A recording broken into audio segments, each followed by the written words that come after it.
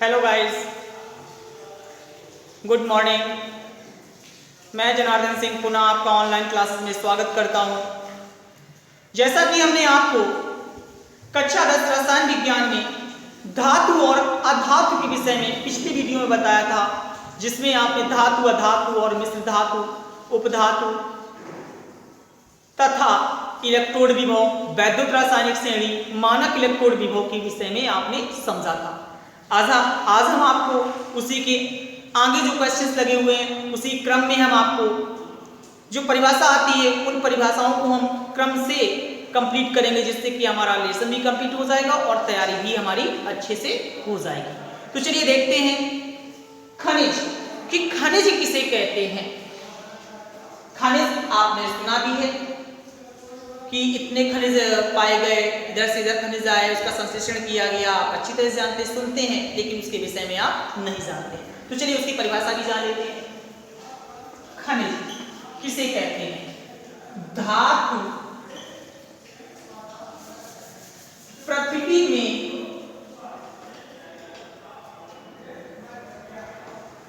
धातु तथा उनके यौगिक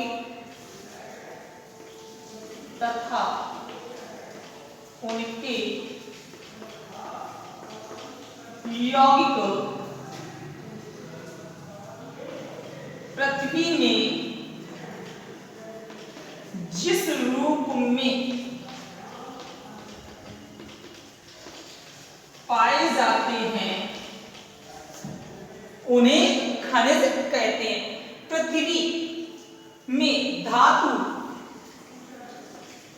पृथ्वी में धातु तथा उनके यौगिक पृथ्वी में जिस रूप में पाए जाते हैं उसे क्या कहते हैं? खनिज कहते हैं। अब आ जाता है इसी में जो अगली आती है हेडिंग, वो होती है अयस्क।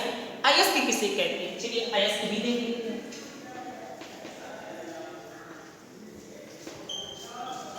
अयस्क पृथ्वी में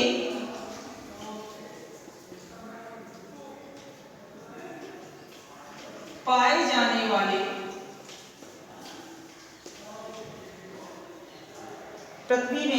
जाने वाले सभी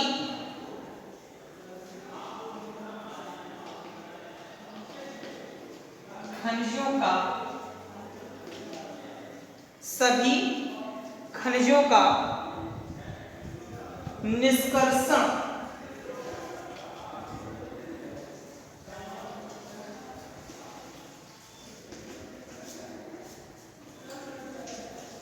संभव नहीं होता है। पृथ्वी में पाए जाने वाले सभी खनिजों का निष्कर्षण संभव नहीं होता है, अर्थात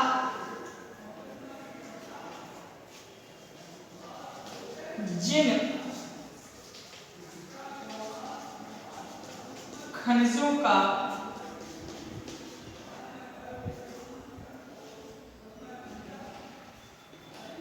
निष्कर्षण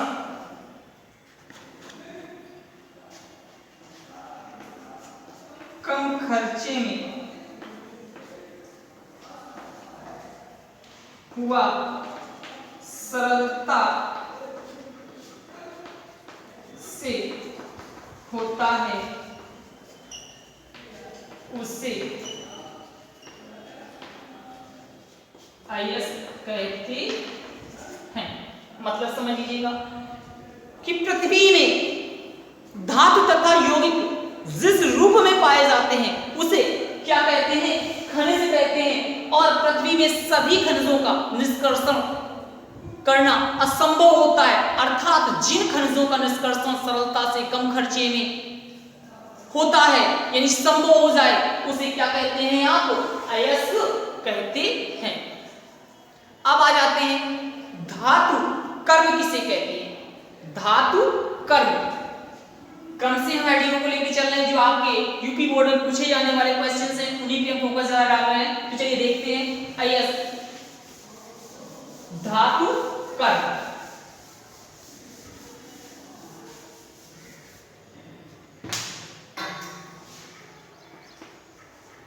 धातु कहते हैं? अयस्क से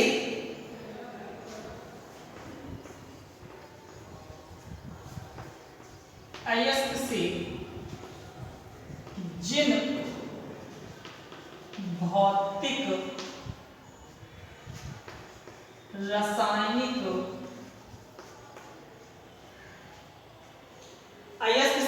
भौतिक रासायनिक विधियों द्वारा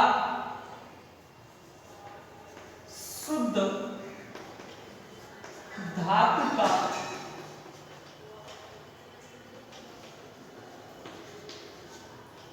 निष्कर्षण किया जाता है,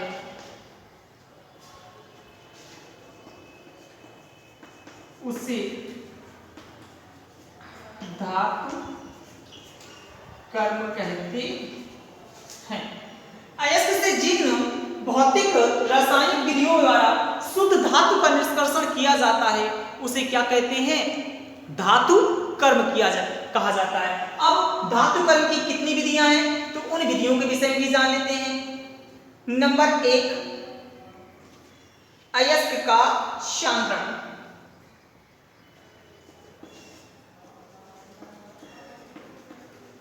अयस्क का शांतरण। नंबर 2, धातु का निष्कर्षण। नंबर 3, धातु का शोधन।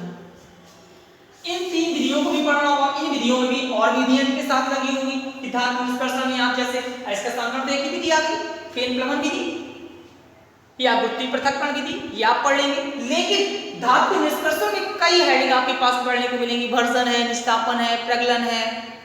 इस प्रकार आपको क्रम से सीखना होगा। तो आपको भयभीत नहीं होना है, क्रम से लेके चलेंगे जिससे कि आपकी तैयारी हो जाए। तो चलिए पहली हेडिंग हम देख लेते हैं, अयस्क का सांद्रण। अयस्क का सांद्रण किसे कहते हैं?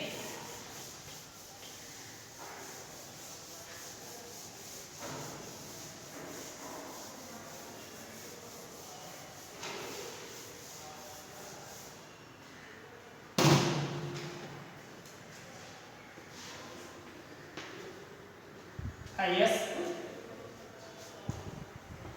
का सांद्रण। अयस्क का सांद्रण किसे कहते हैं? तो चलिए इसे भी देख लेते हैं। खानों से प्राप्त अयस्क में, खानों से प्राप्त अयस्क में मिट्टी, कंकड़ आदि अशुद्धि मिली होती है,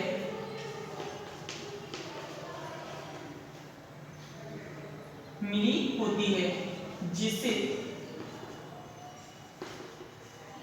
मैट्रिक्स या आधात्री कहते हैं। इनको अलग करने की विधि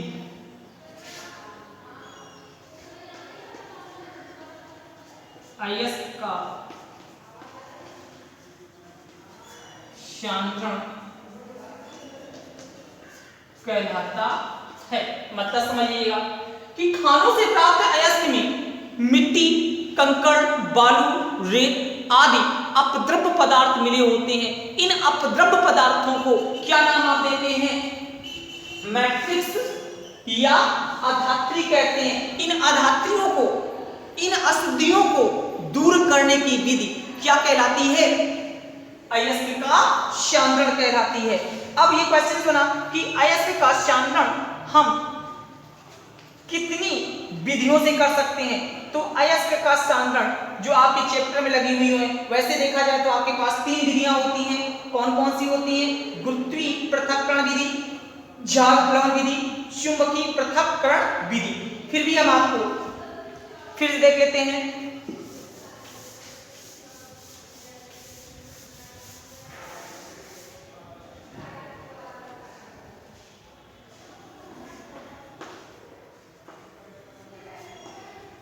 कि सांद्रण की विधियां। नंबर 1, अयस्क के सांद्रण की विधियों में नंबर 1 गुरुत्वीय पृथक्करण विधि। गुरुत्वीय पृथक्करण विधि। नंबर 2 झाग प्लवन विधि, या इसे कहते हैं फेन प्लवन विधि। नंबर 3 चुंबकीय पृथक्करण विधि। गुरुत्वीय पृथक्करण विधि, झाग प्लवन विधि, चुंबकीय पृथक्करण विधि। यानी अयस्क के सांद्रण की कितनी विधियां हैं? आपके पास 3 विधियां हैं। लेकिन जो आपके सिलेबस में लगी हुई विधि है वह कौन सी है? आपके पास झाग प्लवन विधि। किस झाग प्लवन विधि किसे कहते हैं? तो चलिए झाग प्लवन विधि को हम देख लेते हैं।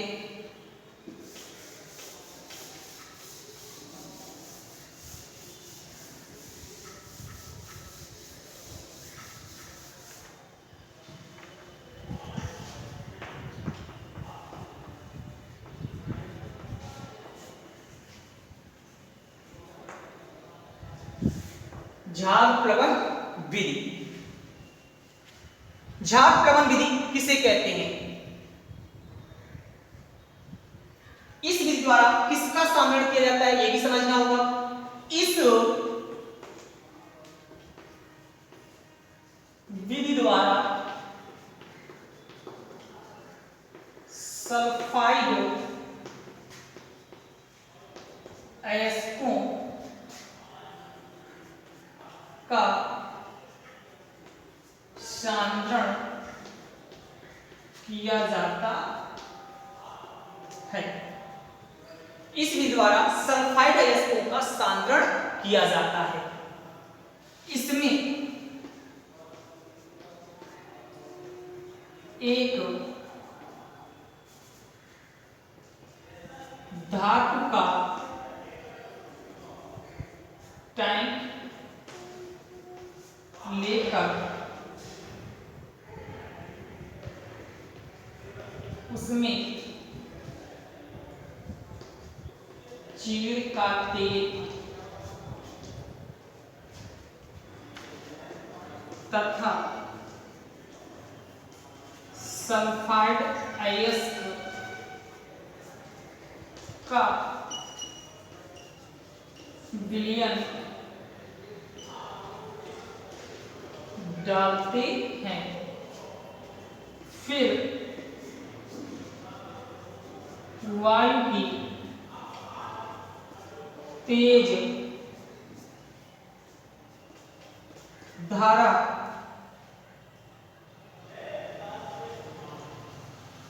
प्रवाहित करते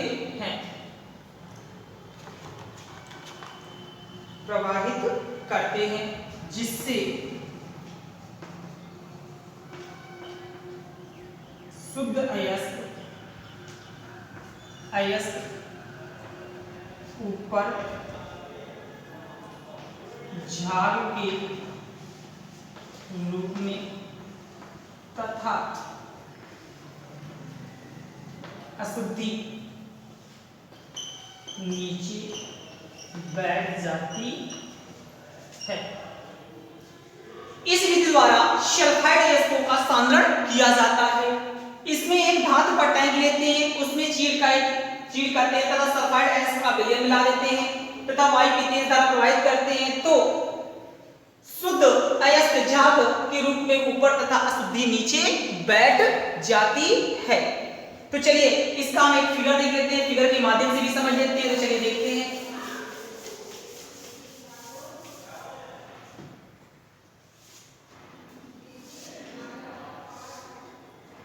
ये टैंक हो गया,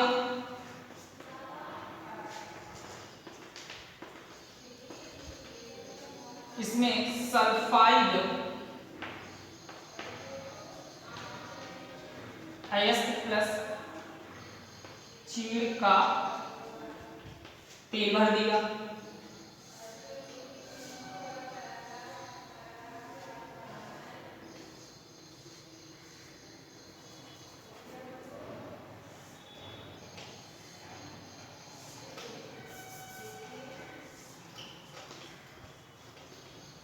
वायु प्रवाहित करते हैं तो झाग के रूप में